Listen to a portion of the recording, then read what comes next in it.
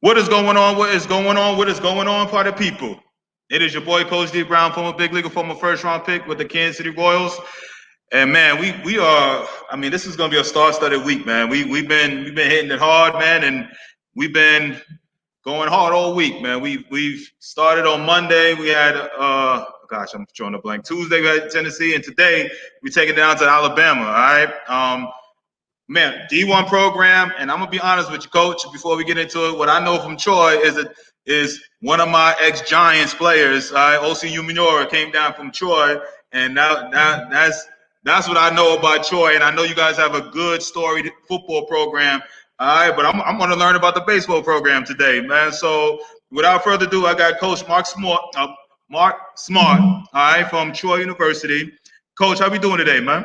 Doing great, D. I really appreciate you having me on, and you certainly hit the nail on the head. One of the greats of Troy history, OC Umenyiora, was a fantastic player here and then had a great NFL career.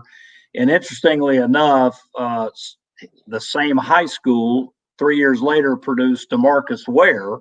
No way. Who was a great Troy defensive lineman who had a great NFL career. Both are going to be in the Hall of Fame. I knew that. I knew so he went there too. There's some good connection, and they're both from Auburn, Alabama, which is right down the road from us. So I'm glad to be on with you. I appreciate you reaching out and including Troy in your information as you spread the word about college baseball. Love it. Good deal, man. Yeah, I forgot about DeMarcus Ware being there from, but like good, I said, he was pretty good. Yeah, no doubt about it. That he's the Hall of Famer out the crew. Right. That's me and my Giants bias. That's basically what that is. You know what I'm saying? Yeah, he's a hated rival guy over that. You know what I'm saying? Yeah, he was kicking the Giants' tail wearing the star for a while. Before he ended in Denver. And, you see how I got that selective memory, right? The best part about that, D, and I'll give you a little Troy flavor. The best part about OC Umenyiora and DeMarcus Ware and some of the others, Lawrence Tynes is a kicker from Troy that was, a famous kicker for the Giants. Yes. All those people are still connected to Troy. Troy is a very small place. Okay. We are the second smallest Division I institution in the country in FBS football. Next to West Point, we're the second smallest town. And for us to compete on the Division I stage, as it were, which is the highest level of amateur athletics, from such a small place, it takes a special group of people to pull that off. And that's what makes Troy unique. We have a special connection to our people here. And I'm lucky. I played here many, many, many years ago. And I've coached here the last 5 as the head coach. So I get to coach at my alma mater in a town that I love. We have a lot of really cool things to offer here. Well, listen, man, you briefly hinted about your career, man, but I want to know a little bit more, man, about, you played there and now you are the head coach in there, but I know there's a lot of story before that playing there and a lot of story in between, man. So if you could, let's learn about Coach Smartt. If you could, let's go back to the beginning, man. And I appreciate the platform there. Grew up in the metro Atlanta area, went to junior college for 2 years. Back when I was growing up, I'm a little bit older. Back when I grew up, a lot of players started at the junior college level. It's a great option. I played 2 years in Georgia. I was recruited at what was then Troy State University. We've since changed to Troy University. And back when I came through, it was a Division II school. And the 2 years that I played here, D, we went 84 and 18 and won 2 Division II national championships. Wow. The cool thing about that, Division II baseball back then, a lot of guys that could play baseball ended up in Division II. Recruiting wasn't near what it is today, where everybody's out there on the road. The 2 years I played at Troy, 19 guys went on to play professional baseball off those 19. 19 guys in those 2 years. Wow. So it was a very talented era of Troy baseball. I left here I got my degree. I coached for 11 years in a Division II school, University of West Alabama. I was a head coach there for the last 6 years of that. And then I returned back in 2002 to be the assistant coach here at Troy, which was something that appealed to me coming back to my alma mater. So I've been here the last 18 years. You have to really know Troy to embrace it. People that don't know about Troy, they're going to think small place. How do they compete? When you get here and you're around the setting here, D, we have won at every level. NAIA back in the 60s, football national championship.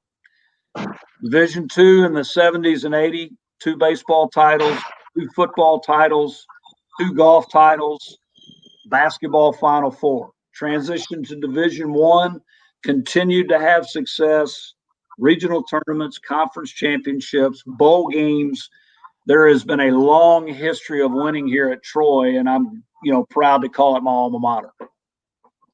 Good deal, man. And like I said, it is a small town, but it sounds like you guys just produce athletes. So from my listeners that are listening, Isaiah from Florida, we got Jansen in California, we got my boy Alabama in the house. What's up, baby? And Bubba, what's good? All right, Bubba out there in Alabama too, Montgomery.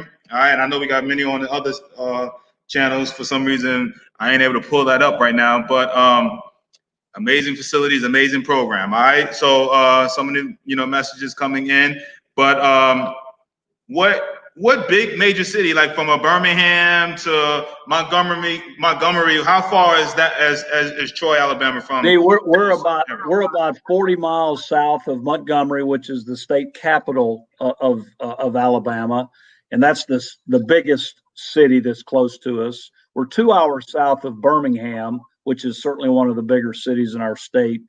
Troy, we've got about 18,000 people in Troy, which is hard to believe that we compete. Look at there, Pookie Wilson. Pookie Wilson could really play. He could really play. Pookie was a dang good baseball player. Glad to see your name pop up, my man. And I couldn't swing it. I could just survive as a baseball player. The market of Troy, when we talk recruiting for Troy, we are in a great baseball area in this part of the state. Really from Montgomery south down to Dothan, Alabama, and that whole what's called the Wiregrass region of the state. Okay. We have had player after player after player through these years. And quite honestly, when we build a recruiting base, that's where it starts. Now, we're going to continue to look elsewhere. We've had success in Georgia and Florida that are neighboring states. But by and large, the core of our recruiting starts within about 100-mile radius of where we're situated because it's such good baseball in the Southeast. No doubt about it, man. So let's get a little deeper into the recruiting aspect of it. I know you said that there's a lot of hot talent in Alabama. I mean, I know countless, just like you. I've known countless guys in the pro side in and around the Birmingham and Montgomery area. A lot of guys have gone on to have great major league careers. But from a recruiting base, I know there's a lot of talent right there. And I know you say you've had a success in Georgia and in Florida. Are those kind of like those key states that you're recruiting, or they recruit all over? It really is. We've snuck into Tennessee on occasion. We'll slip into Mississippi on occasion because, again, neighboring states. But quite honestly, we rarely venture out of the immediate Southeast because we're so saturated with baseball here. I'm not suggesting we would never pursue someone from a neighbor, an off-site. But quite honestly, when you can fill all your needs with kids that can relate to your program, that's the win. We've had kids from California. We've had kids from Texas. We've had kids from New York before. We've had some of those. Mm-hmm. And it's always intriguing because those people know very little about Troy. And when they end up here, they fall in love with it because it's such a unique place. Mm-hmm. But again, we start local is what I call it. And local not being, Troy, Alabama, it's in a region around us. Central Florida is an area that's been really good through the many years. The panhandle of Florida, which is Pensacola, Panama City, Tallahassee, that region has been very good to Troy. But again, Montgomery South has been really great to this area. And for those that don't know anything about Troy, what I would recommend, if there's any way possible to get here, The facilities are amazing. We've got a beautiful stadium, turf field. We were the first team in the Southeast to really go to turf back 12 Really? years ago. Wow. We have a lot of things that people wouldn't realize would be in such a small setting that are really first class things. Yeah, I that was somebody did mention that to me earlier today. Florida guy, Panhandle guy, definitely was telling me, Troy's, good program, and you're gonna enjoy, talking with Coach Smartt. He said the facilities are amazing. Turf field is really nice. He kind of outlined everything, and I flat out told him, I said, listen, I drove by the school before coming to Tallahassee before, but I was like, I've never ventured over there, but I was like, I'm going to learn today. You know what I'm saying? I'm going to learn about Troy. I'm gonna tell you what happened. And you say that, D. It's funny you say that. Everybody drives through Troy going to the beach or to the Florida area. It's a throughway from Montgomery South down to the beach. Mm-hmm. And our university is about 2 miles off the pathway through Troy, the Highway 231 that runs south through Troy or north up through Montgomery. And many people through our experience here, oh, I've been through Troy. Well, have you ever been to the school? Well, no, I haven't been to the school. So when the guy that hired me as an assistant back in 2002, Bobby Pierce, who has since retired, we challenged ourselves to change that.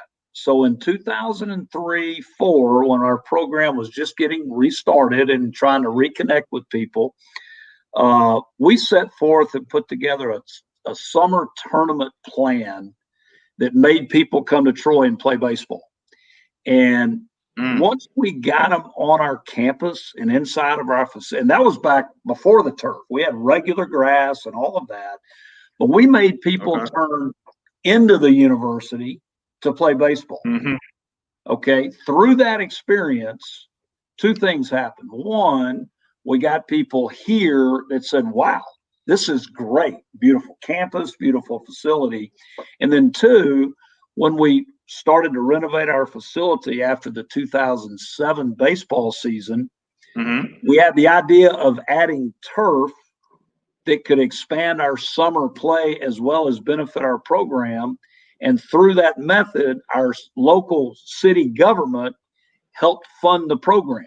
Because when we're hosting summer tournaments, we've got people in the hotels, in the restaurants, helping our city and grow in terms of tax base. So they helped that process along, and through their efforts, we installed a turf field that we've had in place now for 12 years, and it made a huge impact in our recruiting efforts, simply because we made people come here to play. Most every kid that we've recruited here through the last 8 or 10 years has probably played here in some kind of a tournament that have gotten them a reason to connect to Troy. It was a great decision we made many years ago, and we continue to see the benefit even today. That's speaking of tournaments and stuff like that in the summer. I know with COVID hitting and everything like that, kind of shut a lot of things down. From a recruiting standpoint, what has COVID done for your program? Has it stalled? I know you guys are a really good D1 program, and your 2021 class and everything might have already been set in stone. Do you see it affecting any class behind the 2021 class? Well, what I can tell you, and you've been around baseball a long time. This is my 32nd year as a college coach. Never before have we dealt with anything close to this. I mean, not even close. We haven't dealt with anything close to this as a society in our lifetimes. We dealt with other setbacks, but not to this extreme. So initially, I think myself and everybody that was involved in whether it be baseball or athletics in general, we started looking around going, what are we supposed to do now? We can't go out and watch these kids play. And our livelihood is based on going out and watching kids play baseball. That's how you make decisions. There's nothing better, D, than sitting behind home plate and watching a guy pitch, or standing by a dugout and watching a guy hit from the side. You can't get that visual completely from a video concept. So you want to see it. And when you see it, you can make good decisions in your recruiting. Hey, I like this guy, or I like what he presents. So once we realized, around late April, early May, that, hey, we're probably not going to get that opportunity this summer. That's what it was looking like. Then the shift in the amateur world, that live streaming had to be part of their tournament experience. For the first time in 30 plus years, we had to make decisions based on video. And it was an uncomfortable thing to start with, but I'll give all these people credit that are involved in these summer events. They did a great job with their presentations, getting the videos up and running so that college coaches like our staff here could watch and eventually make a decision. It was uncomfortable, but like everything else in the COVID world, it's something we had to make work. And so we've continued to recruit well. We've had commitments. We've made offers. D, I'm gonna tell you, the worst thing about COVID to you and I has not been the worst thing for COVID for young people. Young people are used to communicating other than face to face. You and I have dealt face to face our whole life. That's how you cut a deal. That's how you develop a relationship. That's how you learn about people. The 18, 19, 16, 17, 18-year-olds, they've dealt the distance and the visual, the virtual, whatever you want to call it, phone world that we didn't grow up with. So when you can't sit down with a family to face and discuss things, that makes it very awkward for me, but makes them comfortable. They understand that world. Yeah. So I think they've been able to thrive in this world. We are the ones that have had to make those serious adjustments and learn how to make this new system work. And fortunately for us here, we've continued to have success recruiting. We've made a few offers. As uncomfortable as it is to make an offer on a video call, that's what I wanted to kind of get into. Hey, 4 months ago, 5 months ago, I'd never even heard of Zoom. Now I'm a Zoom expert. So it has changed, D. But again, I give every part of the baseball industry credit for finding a way to overcome what 5 months ago would have been an impossibly difficult obstacle to now it's just a matter of how we operate. And I do look forward soon, hopefully, as we shift out of this virus world we're living in, to getting back to some opportunities to see live baseball. And I will say this, our last game was March 9th. March 9th. The first live in-person baseball game I saw was this weekend at our local rec complex. They had a 6 and 7-year-old tournament, and my pitching coach's son was playing in it. And I went and watched 6-year-olds play live. That's the first live baseball I've seen since March. So times have changed, my friend. Times have changed. That's a good story. Hey, I know just being out there, the grass, and seeing the kids run around, I'm sure it kind of made you feel a certain way, So it made you feel awesome. Good. It was awesome just to see kids have fun playing, and they were young kids and having a great time. But it was really a fun thing for me. And of course, my pitching coach's son is a good little 6-year-old player. I had a blast the hour I watched them play. Good deal. All right. So some messages, and I'm sorry, on my personal page and YouTube, I'm not able to see those questions coming in for some reason, being here at this facility here with my daughter's tennis thing. But I can see some of the questions that come on the D Brown Baseball page. So for people listening on my profile page, come on over to D Brown Baseball and ask the questions. I'm able to see those. Everywhere else, you're going to be asking me questions and saying hello and all of that. I promise you, I'm sorry, I cannot get those messages. But we got a few coming in, Coach. So we got Bubba says, Coach Smartt, TJ from Lee High School, looking forward to coming to your prospect camp when you're able to have them again. Coach Daniel Ballard is his high school coach.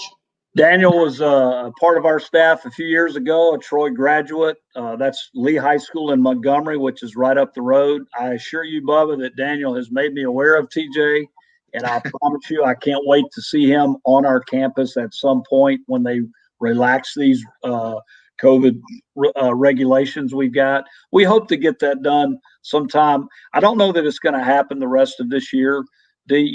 Since we're in a what's called an NCAA dead period, recruiting dead period, we can't leave campus, nor can we have anyone on campus. Wow. So that's limited. We've had no summer activity here. We've had no camps, and that really harms recruiting.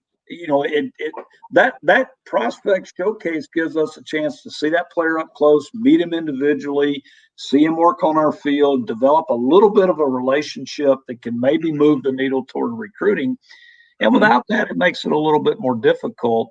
But we're hoping that maybe at some point this fall they might relieve that. I don't know that that'll happen. We're dead now through September 30. They'll revisit that again at the 1st of September. But regardless of that, we'll be on the baseball field again soon, and we'll get a chance to maybe get back close to normal once we get back on the field. Okay. All right.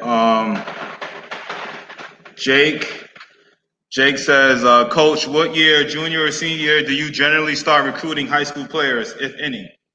Well, that's a great question, Jake. And what I'll tell you, the world of recruiting, and Dee, you can appreciate this. Again, you're younger than I am. I was about through with my senior year in high school before anybody ever even offered me a chance to play in college. That was back in the 80s. Now we're targeting younger and younger and younger players. Typically, the sophomore year is kind of the year of, now I don't want to call it decision, but it's the year to start really getting on that radar. And then that junior year becomes kind of that swing year of, yes, we're going to make an offer, or we will choose another player. So what you do up to your junior year is very important. And then that junior year, Jake, is kind of where for lack of a better way to put it, where the rubber will meet the road. And if that junior year comes and goes and nobody's pursuing it, doesn't mean you can't get recruited. Doesn't mean you won't get recruited. But the Division I cycle has probably gone through, then you would need to look at other options. And what I'll tell you is this, and I am a huge proponent of it, there's a lot more out there than Division I baseball. There's a lot of levels, and they're all great. Junior college, NAIA, Division II, Division III. You can find a great opportunity at all levels of baseball. But in our Division I world, that junior year is kind of the critical year. Great information, Coach. Man, I'm glad, I like, and I know Jake, shout out to Jake. I haven't heard and seen that name in a while. It's good to see you on today. But a lot of times, even when he posted that, he was like, so what year do you start generally recruiting kids? You said your juniors, my mind just started going like, dude, you know what I'm saying? Like, times are different. You talking about junior, senior year, it's already too late, brother. You know what I'm saying? So, and I don't mean it to be joking. I don't mean it to be like it ain't all the way true, but there's some truth into it. And I'm glad you kind of, referenced D, I'm that. going to tell you, of all the things that I've seen in my 30 plus years, the single biggest change has been recruiting, and the level of play that's been expanded in the amateur world. When I came through, there were fewer opportunities to play. I was in the metro Atlanta area, so we had opportunities.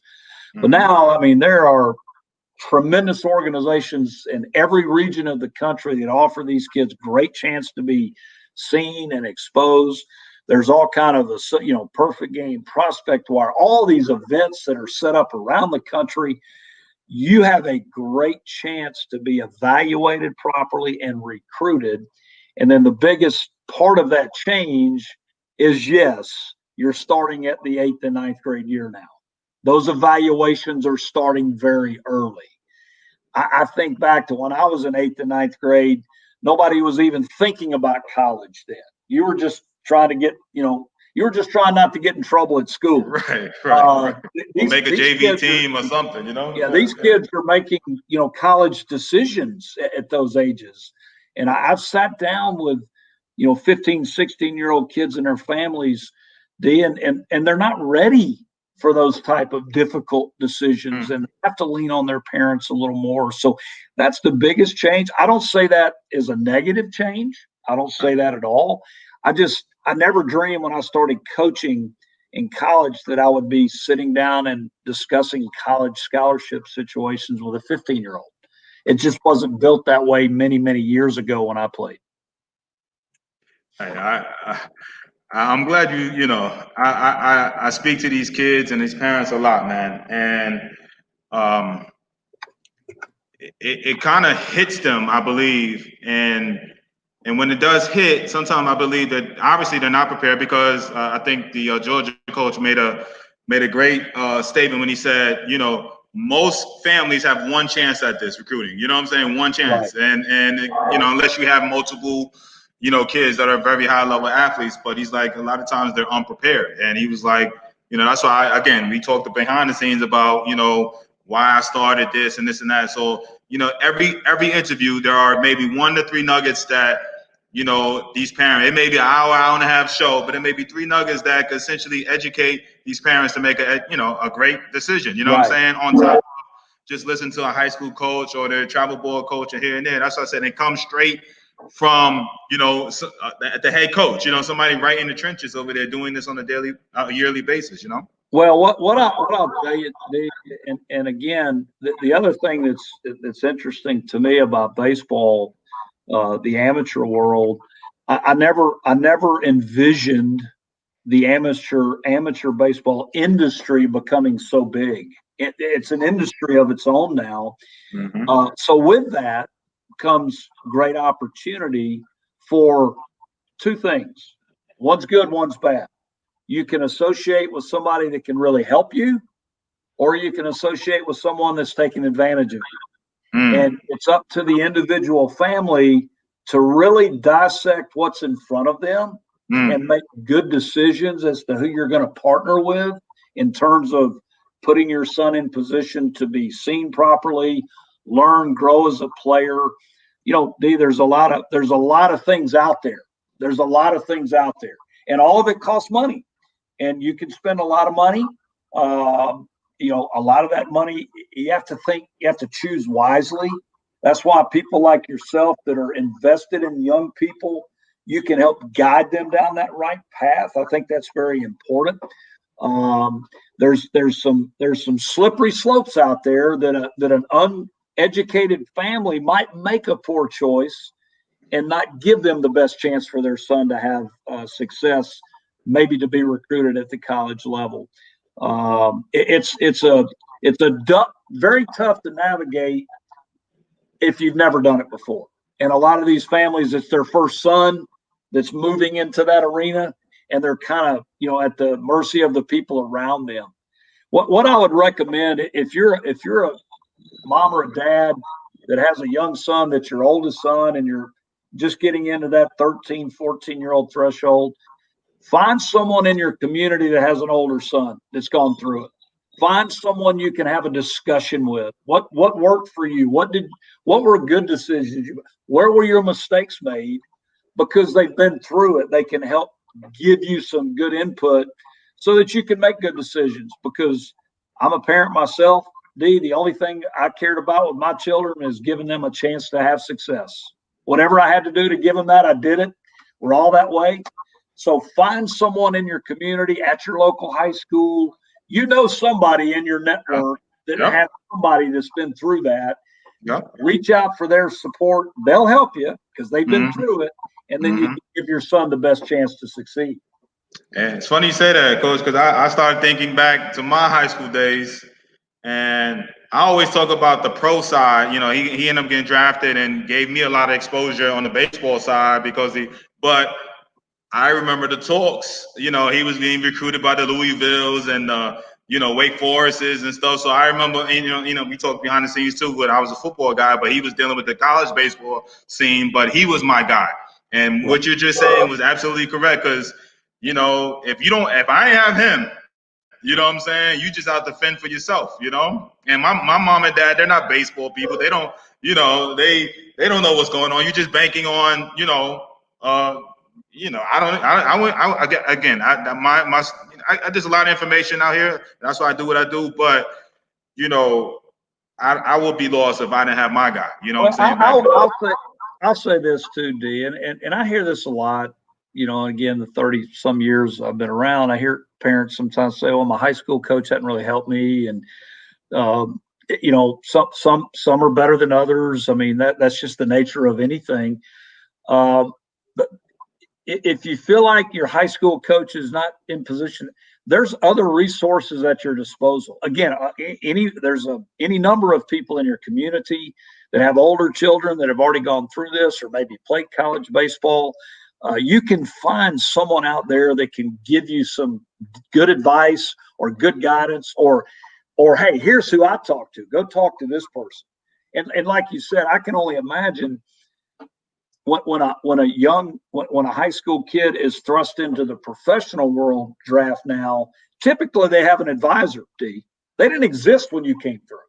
Right. Those guys weren't on the table when you came through. Right. So when you're a high school senior and you're in the draft pool and somebody calls your name on day one, you had really no idea what was going on there. So you're thrust into this unknown world that makes it very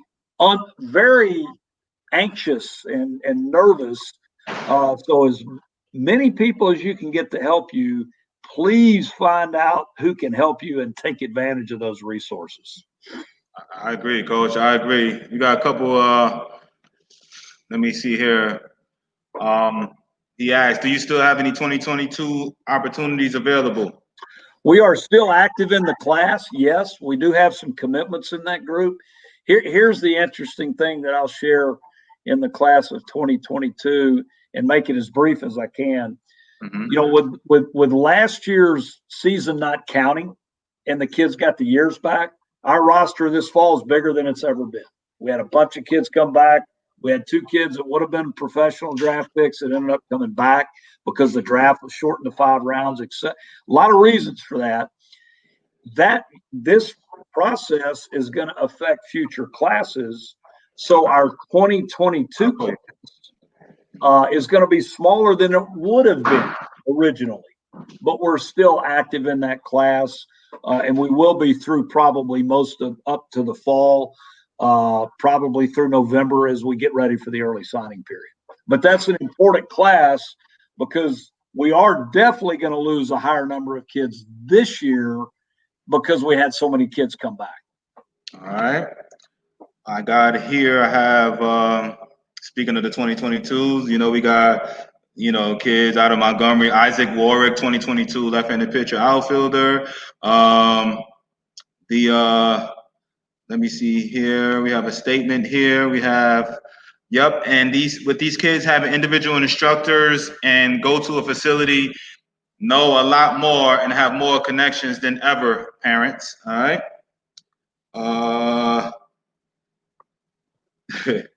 Appreciate it, Alan. All right. Alan said, "D's on fire, another great school." All right. Appreciate it, Alan. All right. You know what I'm saying? These are the gentlemen that make me look good, man. These guys coming on here sharing, they the ones making me look good, man. Shoot. All right. So let's say Javier says, "Very true. If I could do it again, I would have started the recruiting process sooner than later. A lot of it was money. A lot of it was money, and a lot of it money for tournaments and perfect game.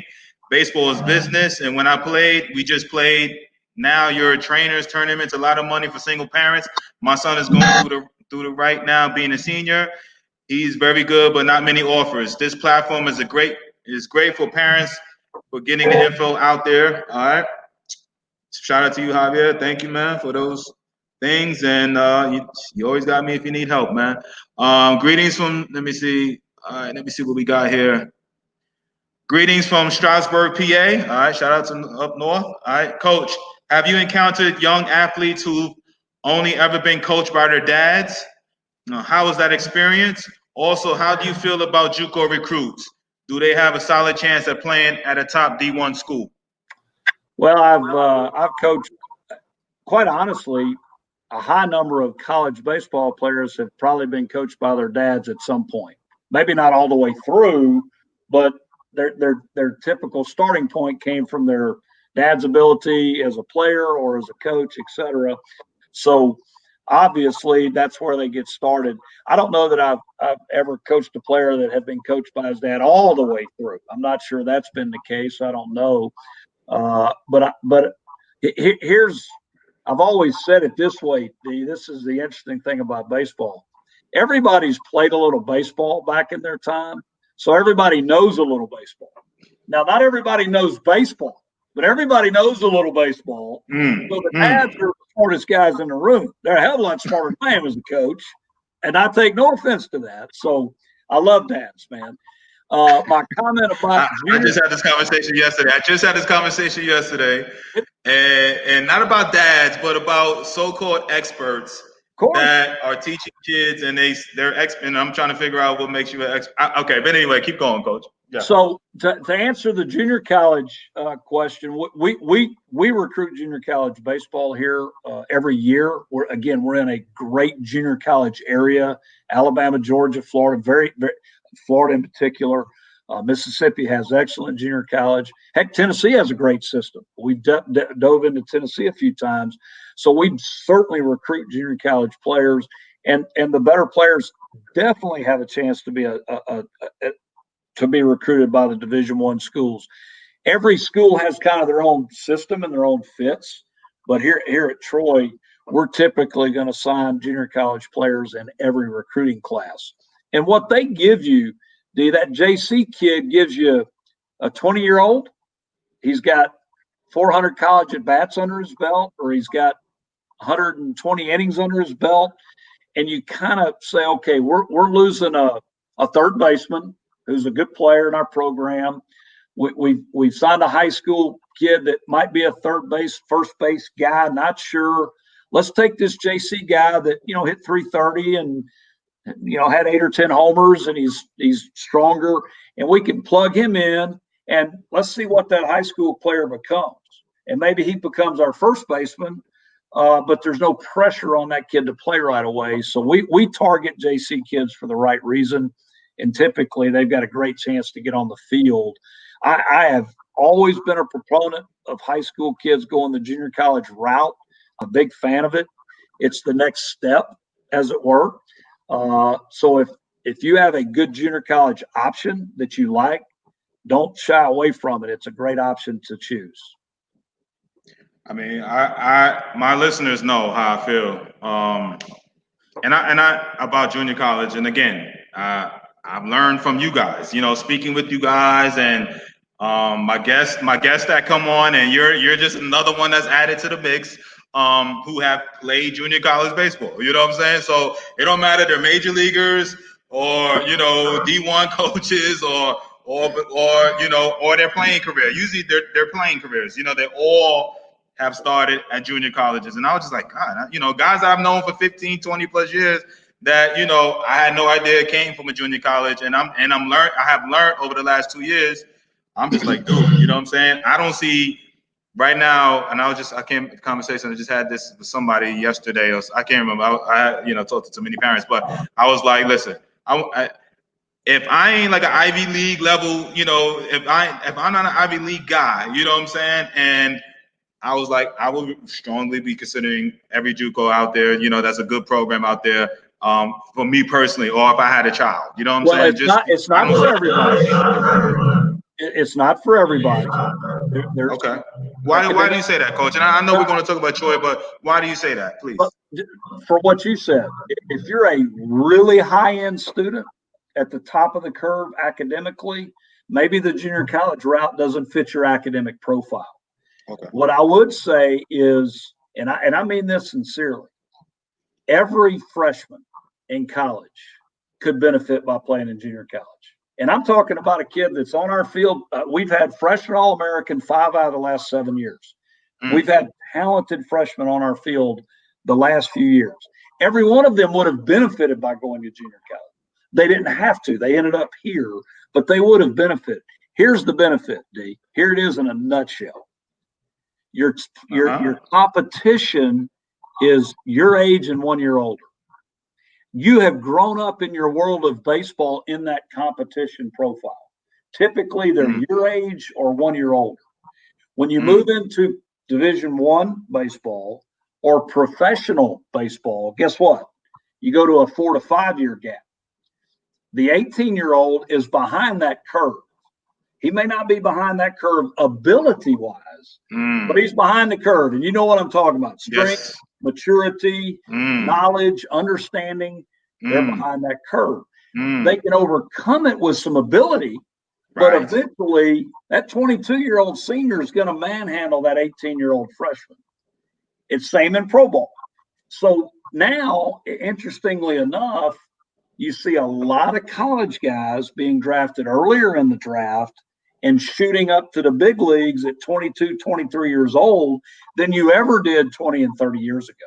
It's a different profile now. So my point to that is we play freshmen here every year. I love freshmen. They're talented, they're eager, they're excited, but they're young and inexperienced and they're going to make mistakes. So the opportunity, here's what I tell friends of mine. I don't tell this, and again, this is an open forum, but if a dad that I didn't know called me and asked me for advice, I don't know that I would frame it this way, but because I would be more generic. But here's the best advice I can give any kid recruiting. It doesn't matter if it's football, soccer, who cares? Go where you're wanted and go where you can play. Nobody wants to wait and play. Nobody wants to sit on the bench. So if there's an opportunity for you to play at the Division I school out of high school, absolutely jump on it and go. But if there's two older guys in front of you, why not choose a path you can get on that field, because you're going to be a heck of a lot better player if you play. Coach, you just gave me goosebumps, man. You just preached right there. You know what I'm saying? I'm like, you guys are like, thank you and all of that. And again, you don't have. Obviously, we're here to talk about Troy, but for you to sit there and say, listen, you know what I'm saying? This is the best route for these parents and the kids. You know what I'm saying? And I know everybody wants that, the young blood coming to the program, but I appreciate you being straight up and honest. D, I promise you, D, I love Troy and I work for Troy and I want people to learn more about, but I've been at it long enough. My desire is to help young people. Most importantly, the people that come to us, I'm going to do everything I can to help them. But in this forum, not everybody's going to get to Troy. There's a lot of opportunities out there, and I would be doing a disservice by not providing more information for these people. So everybody should aspire to be a professional baseball player or to play Division I baseball. And the reason I say that, that's the highest two levels you can get to. Division I is the highest amateur, and the Major League Baseball is the highest goal available. That should be your goal and aspiration. Every day you go to the cage, or every day you get on the bullpen mound, work. But not everybody can meet that goal. And if you don't, that's fine. Your aspiration should always be high. So the fact that you've put the work in might mean you get an opportunity in another scenario. Hey, look, I didn't get a chance to play professional baseball. I would have given anything to play pro ball, anything. I lived it and dreamed it every single day. And the last game I played and put my cleats away, that was a disappointing day for me because I didn't get to be a pro. I didn't get to live your dream. I get to live my dream now, coaching and trying to influence and help young people, and just know that there's opportunity everywhere. You just got to look for it sometimes. Love it. Alan says 2024 Cooper Pittman, Vito High School is talking about Central Florida. So, I quickly put it up there. All right, Cooper Pittman, center fielder over there in 2024 out of the Orlando area. We've had some luck in Oviedo, Florida the last few years, so that name will come up on our radar, I promise you. Okay, you got that, Alan. All right. Bubba says, Coach, do you like multi-sport players like football, baseball? If so, why? D, I love football players, man. I love them. Football gives you some things that I think baseball can't.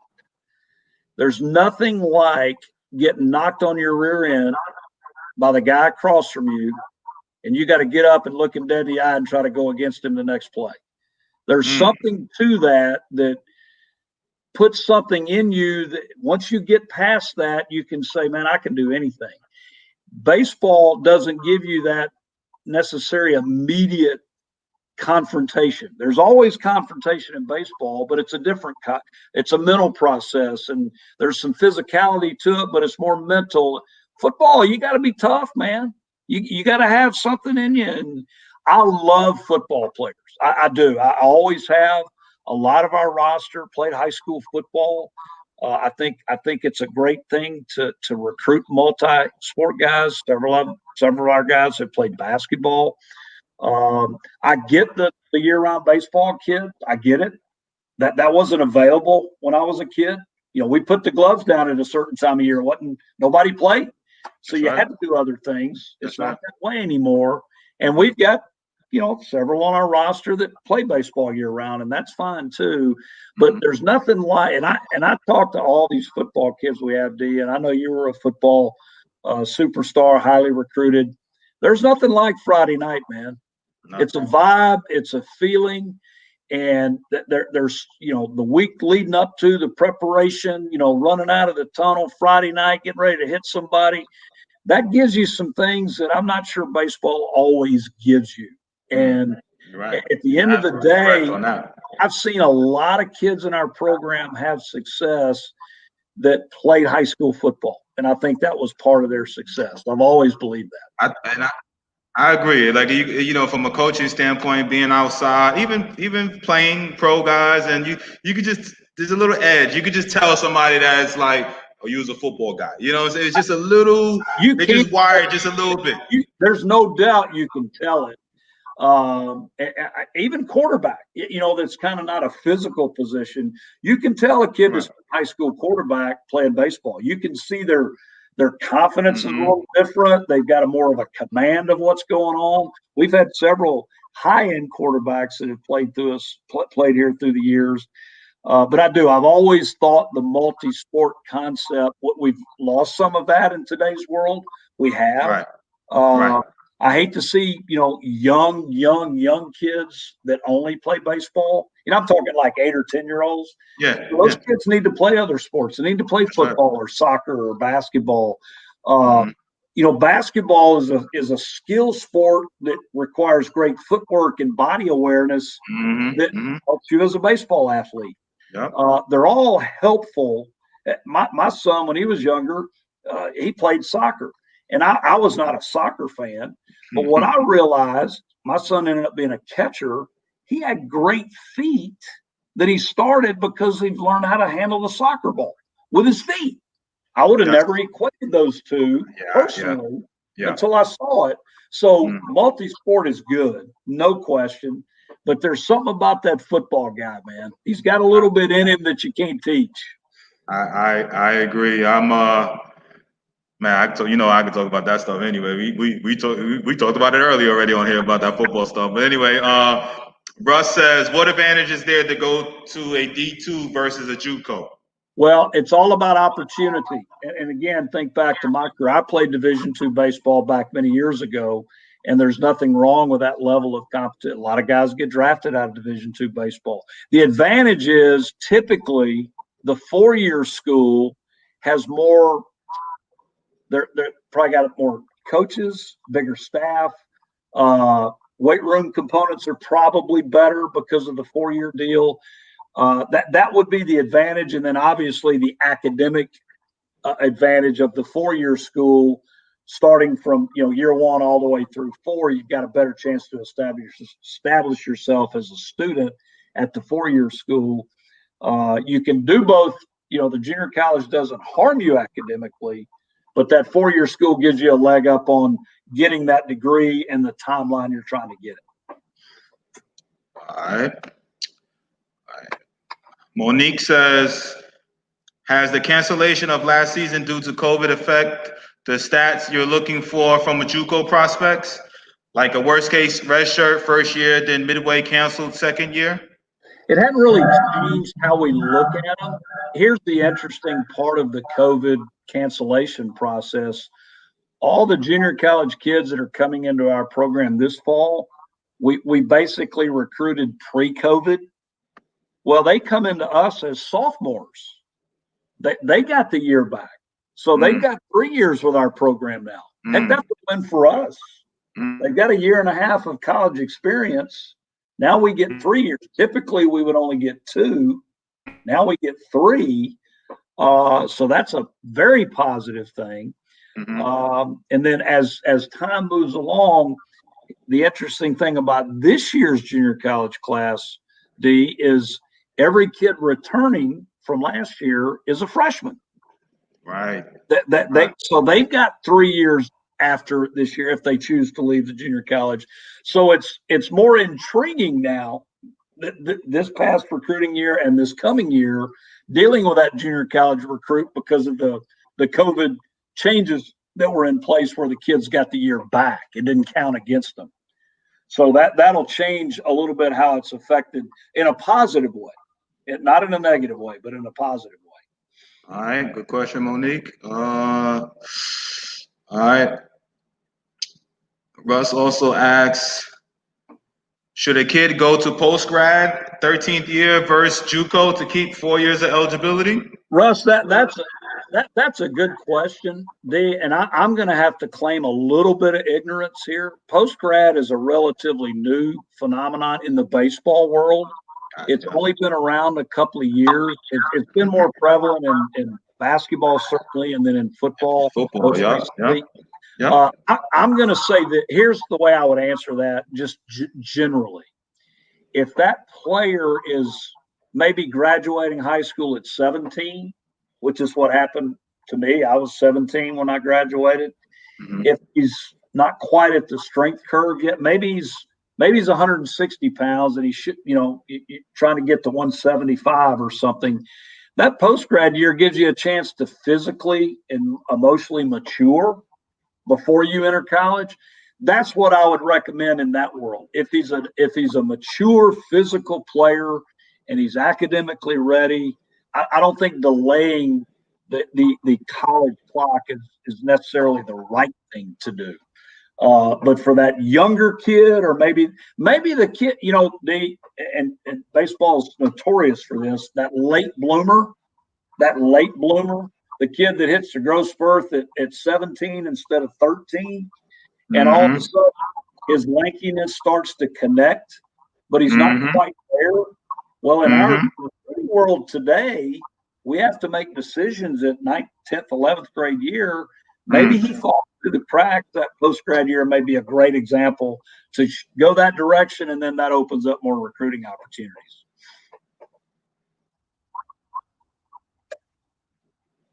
All right.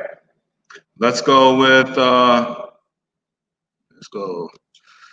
we have, how does it work for athletes that are not necessarily looking for athletic money, but a spot? Do you consider those athletes as walk-ons? Also, what is the best form of communication for athletes looking to get recruited feedback? Well, certainly what I will tell you, in the baseball world, we're so limited in our scholarship capability, 11.7 that everybody's familiar with. We're always looking for kids that find other means of money to help supplement the cost of school. We have several kids in our program that are receiving academic scholarships that don't count against our 11.7. So yes, we strongly consider those type players. And the best form of communication now, you've got a lot of vehicles now. The Twitter world is ate up with the video component. Instagram, that I don't do. I do Twitter. I don't do Instagram. Facebook Live. There's all kind of means to spread information.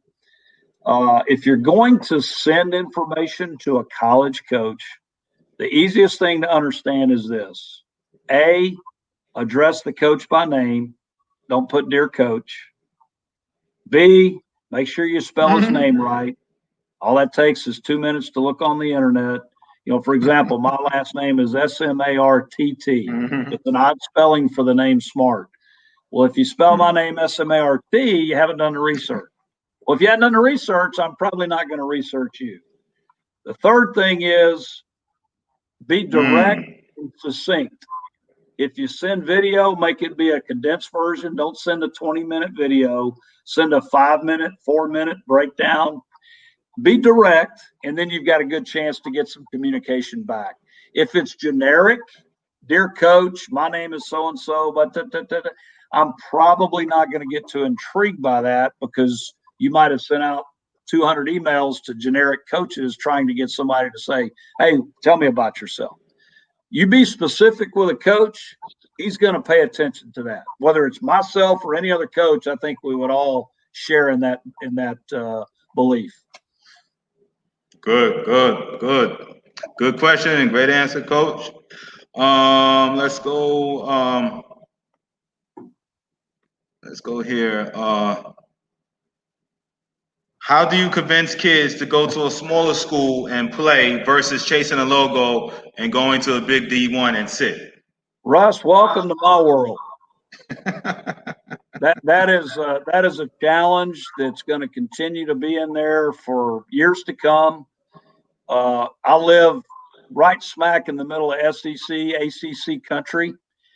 We fight logos and brands everywhere we turn, and some good ones too. I'll mind you, there's some really great programs all within a 4-hour radius, Omaha teams, etc., that we deal with every day. What we do is this, and this has been my recruiting philosophy for, certainly the last 18 years. We're going to recruit the right player, but most importantly, we're going to recruit kids that want to come to Troy. We don't want a kid that doesn't want to be here. Period. They're not going to succeed here. Don't kid yourself. Don't go to a school that if you want to go to X school and you say, well, I'll just go here, you're not going to succeed. You're going to struggle in school. You're going to struggle on the field. You need to want to go where you're going. And the best players we've had here, the kids that have moved on to professional baseball or had a chance to be an All-American, they wanted to be at Troy. They wanted to play here. And we've got a roster full of kids that love putting our jersey on. So we don't convince that kid. If he wants to chase the logo, go. Have at it. Good luck to you. And when we play you, we're going to give you the time of your life to whip your tail. So the word convince is a little strong for me. We sell what we are. We present Troy. If it fits, great. Let's go. If it doesn't, please go somewhere else. No hard feelings. Good luck to you. I've dealt with no's for many, many years. It doesn't bother me. It's part of the job here. We're not a Division I SEC school, and we're not trying to be. You're going to give everything you got, huh, Coach? That's it, brother. That's it. All right. What are some important questions aspiring college athletes should ask coaches? I like that question. Yes, that's a great question. Yes. D. And what I will say is, in today's information world, you can get a lot of questions answered without asking the coach. Like, back when I played, you never knew what the roster was of the team. It wasn't published anywhere. Now everything's online. You can find out roster makeup. What I would ask the coach is questions like, what do I have to do to get on your field? What does that look like? For example, I don't ever, in my 31 years, I've never promised a kid he'll play. That's not a fair thing to promise. Because if I promise you're going to play, what about the guy that's right beside you that I've also recruited? Right. I can't promise you're going to play. Coach, what are my chances to get on the field? Who is in the program that I should be prepared to deal with competitively? We've got this guy and this guy. Okay, great. You understand that dynamic. Coach, how many freshmen normally play for your program per year? That's a fair question. If you're not playing a lot of freshmen and you have 6 or 8 freshmen every year, maybe you should look at another option. But because again, here's the difference between amateur, summer baseball, in some measure high school baseball. At the college level, I'm going to play the best 9 players today. I don't care what your name is, what year in class you are, doesn't matter to me. I've got to try to win as many games as I can. in order to keep coming to work every day. So if the freshman's the best player, he's going to play. I don't care if he's younger or inexperienced. If the freshman's not the best player, I'm not going to play him. I don't look to next year. We're not in the player development minor league baseball world. If a guy goes 0 for 4 with 3 strikeouts, he's probably not going to play tomorrow. In the pro world, if the first round draft pick goes 0 for 10 with 9 strikeouts, he's playing the next day. It's a different world. So asking questions like, what are my opportunities there? How many young players have you played in your past? Which you can find all these things out now. What about this? Coach, what are your academic requirements? See, my academic requirements don't mirror the NCAA. The NCAA threshold, D, is 2.0. If you are a 2.0 student, you can be eligible. That's a joke to me. A 2.0 is a low achiever. I don't want low achievers on our team. I want high achievers. Our goal is 3.0. We've got to achieve more to have success. If I have a team full of 2.0 players on the field, we're going to break down at some point because they're low achieving. If you meet the NCAA Division I eligibility threshold, you're much better than a 2.0 student. Much better. You've got to be a 2.5 just to get in as a Division I recruit. So if you can accumulate a 2.5 in high school, why can't you do that in college? So those are some things I think that are important to understand. What the expectations of the program is, what are the head coach's expectations? Those are very fair. I love it, man. Now, are you guys into, speaking of, I usually ask requirements, and I'm going to ask pricing of school too. But, I know right now, 2021, 2021s, gosh, sometimes it's just that number. They're not ACT and SAT. Some schools are not required, they're not requiring them to take it. It's going to be interesting. How's that work?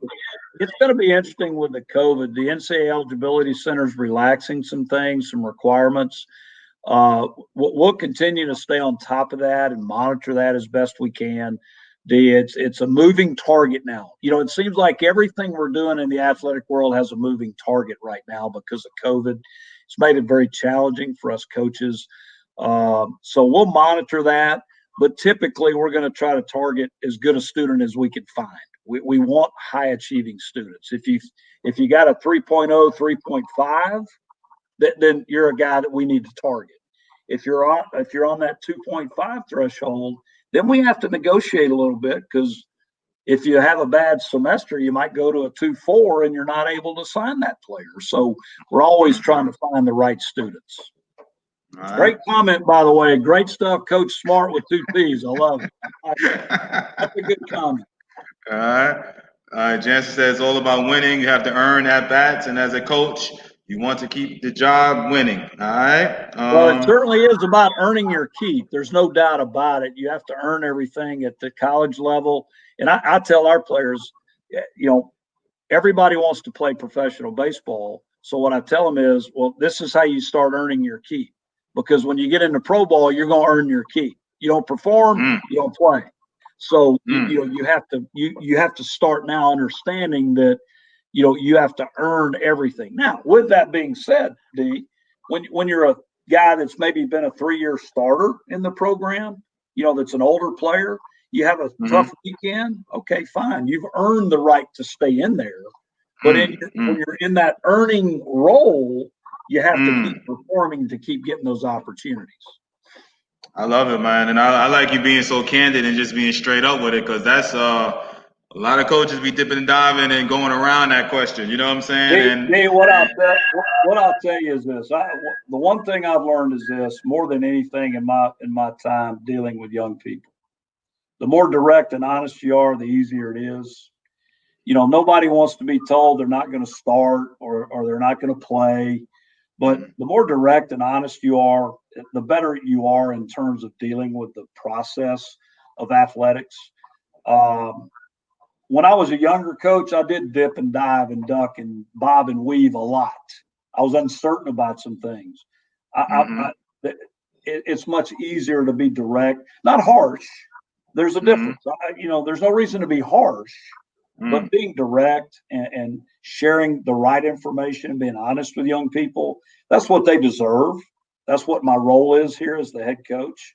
And I tell guys, it may not be what you want to hear all the time, but I'm never going to be harsh with it. I'm just going to tell you the truth, and then we'll negotiate forward together and make it better. That's the bottom line. We'll all get through it together. All right.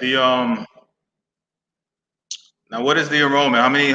I know you said it's a small school, but I don't know if you ever gave that actual number. No, we've got 7,000 here on campus. There's about 20,000 system-wide deal. We've got several campuses around the region, and actually we've got a few campuses overseas. But our campus here in Troy is our main campus. We've got about 7,000 students here. The best part of Troy is it's small. You can get from one place to the other. You don't have to shuttle here to there. You can walk to campus. We're right in the middle. Our field is right in the middle of the campus. Everybody walks by our field every single day. So the other part of that is you're in a classroom setting that's more conducive to learning, smaller numbers. You're not in an auditorium with 1,000 kids in an English class. You're in a classroom with 30 people.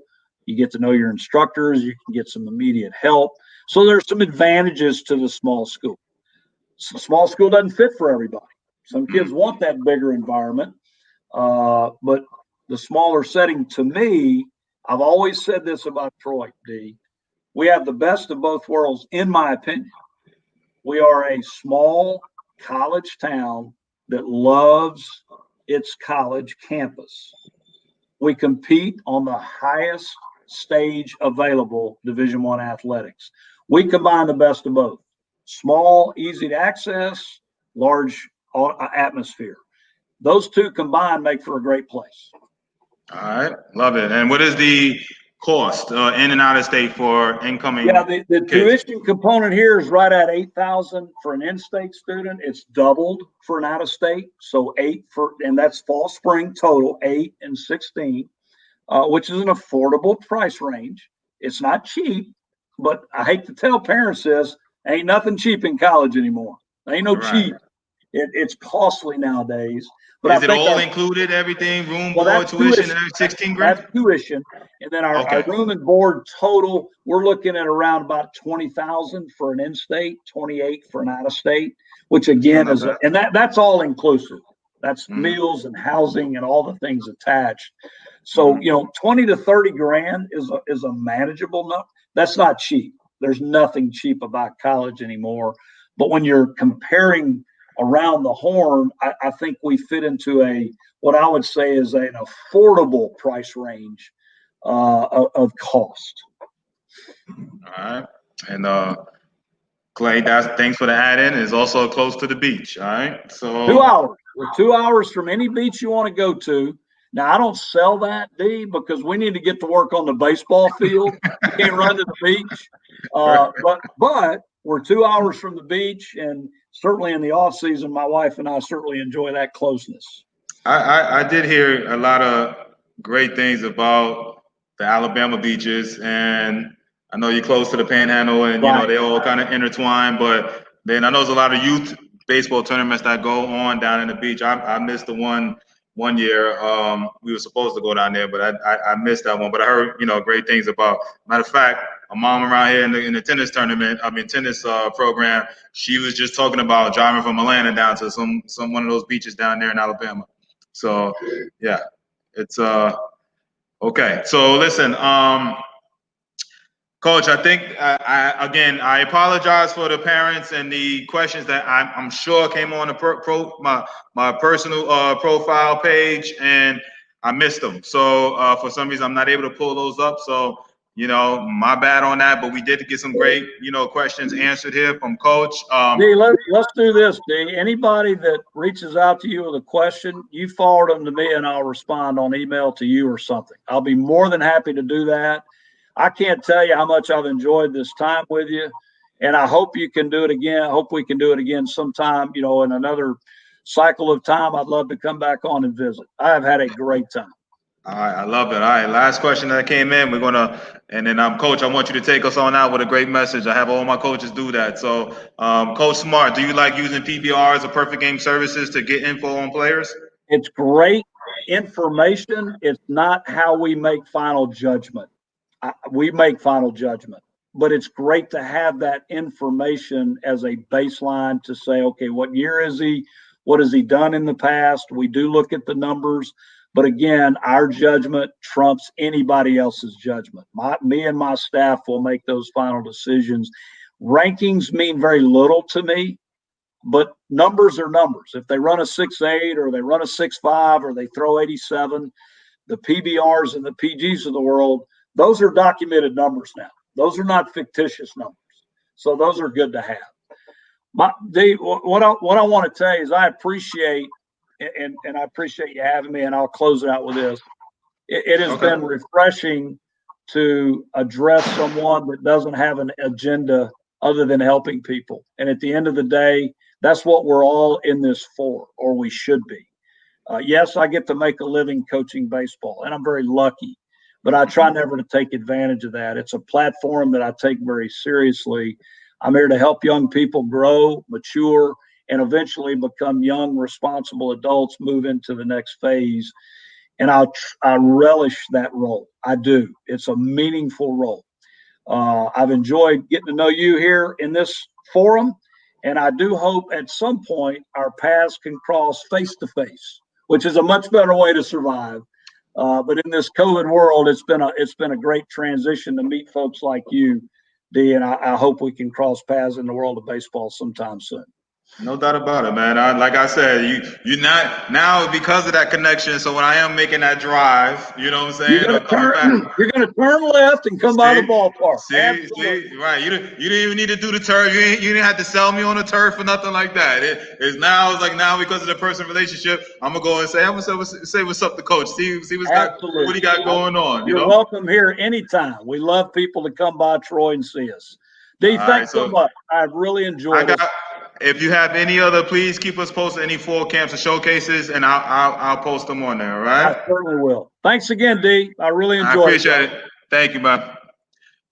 Now, the parents, tomorrow at 4 p.m. we will keep this ball rolling. All right. We are. What a great interview that was, man. Gosh. Tomorrow we have St. Peter's University. We're going up north, and we're gonna keep this ball rolling, man. So. What an awesome interview. All right, great information. And we're going to keep this ball rolling tomorrow at 4 p.m., coaches.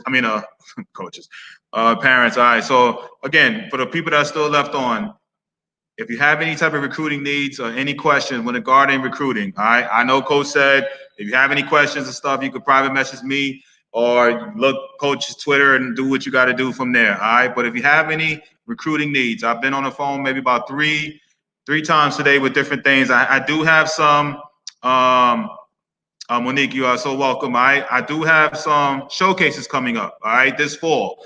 I'm finalizing the dates and times, but I will have, speaking of enclosed showcases at particular schools. Now, they will not be Division I because Division I has closed down pretty much all their facilities, all right? But we are going to have showcases for parents that are looking, especially the 2021s. This is especially 2021s and 2022s.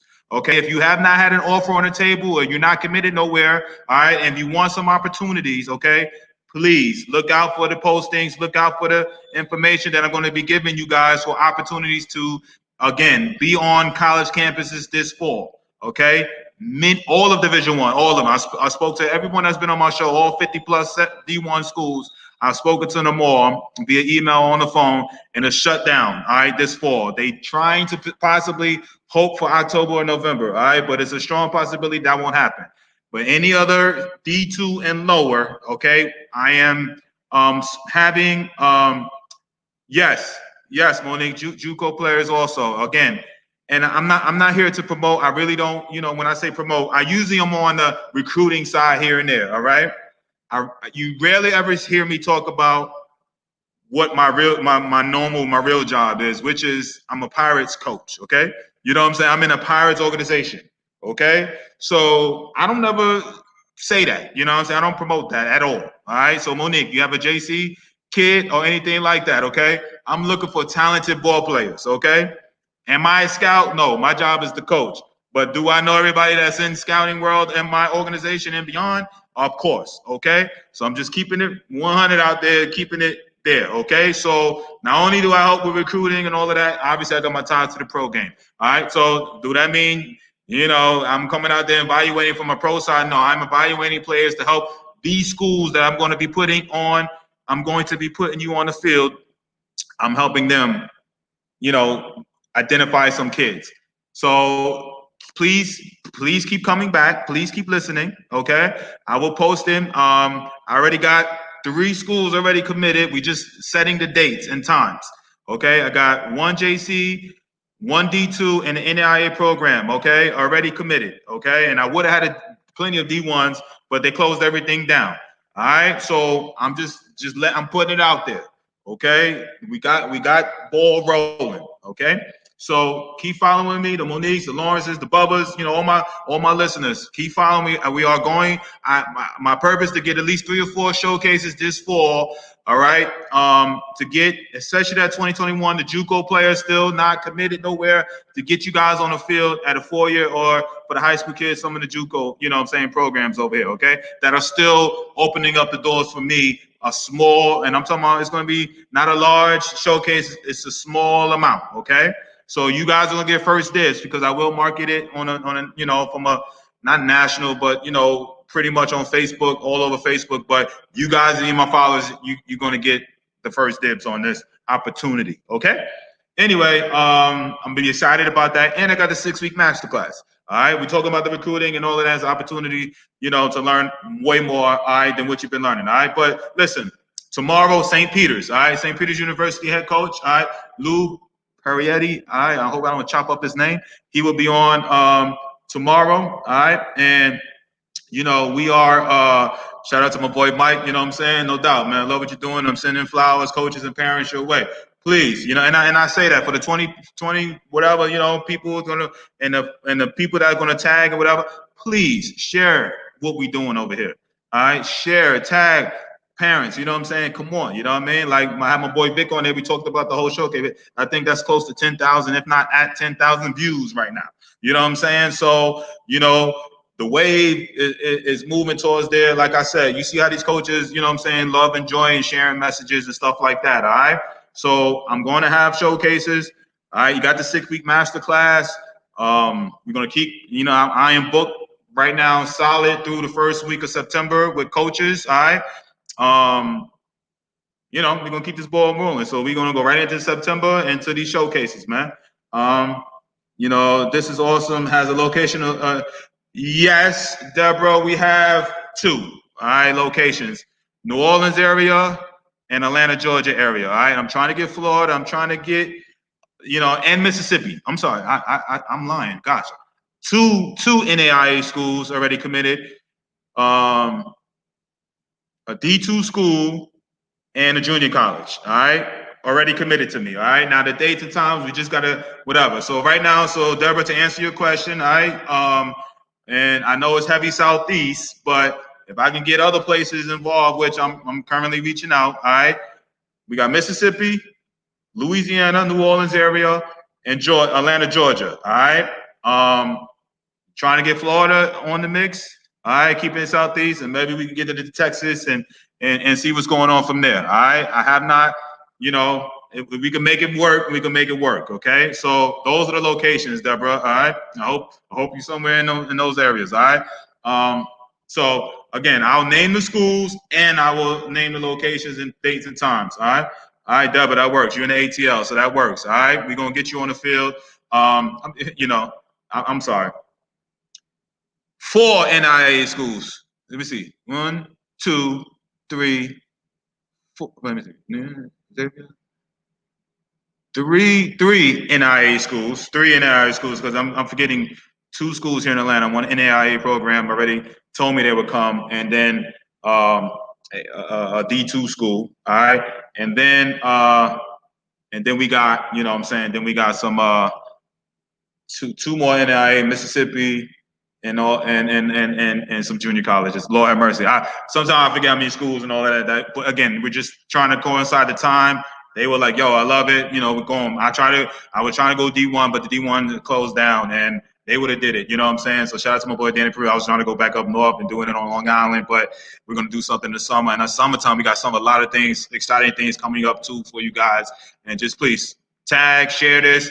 You know, teammates, your kids' teammates, anything they need it, especially the 2021s and the 2022s. I want to get you guys on the field this fall. I want to get you guys on the field this fall. Okay, it may not be like you said, the sexy ones and all of that. And I'm glad what Troy Coach said. And I'm gonna get out of here. All right, you heard what he said. Is it for every kid? No. All right, but he said if you are a 2021 kid, all right, for the most part, possibly that D1 offer has kind of closed. Okay, I'm not trying to disrespect or hurt nobody's feelings, but truth be told, D1 ain't. That was one of my first ever episodes I ever did way back in October 2018. All right, that ain't the end all. If your end goal is to play professional ball, D1 ain't the only route. Okay, and you heard about the junior college scene. Okay, you heard about him personally talk about junior college, and you know how I feel about that, man. All right, so. Yo, call me. Right now I don't know who said call you. I'll call you and can help you with setting up Texas. All right. I'm hoping that you reach out to me. I'm sure I know you. Obviously, right now it just says Facebook user. So holla at me. I set something up in Texas too. All right. I'm trying to hit all many places we can and see what we got going on. All right. Trying to help the 2021, 22. That doesn't mean the 2020. If you're a freshman to senior, incoming freshman to senior, please follow and come to these showcases because all these schools at different levels, but I'm really trying to get those 2021s and 2022s some form of exposure and opportunity to play at these schools. Okay? Share this message, tag them tomorrow, St. Peter's University. Love you guys, 4 p.m. Eastern. All right? Take care.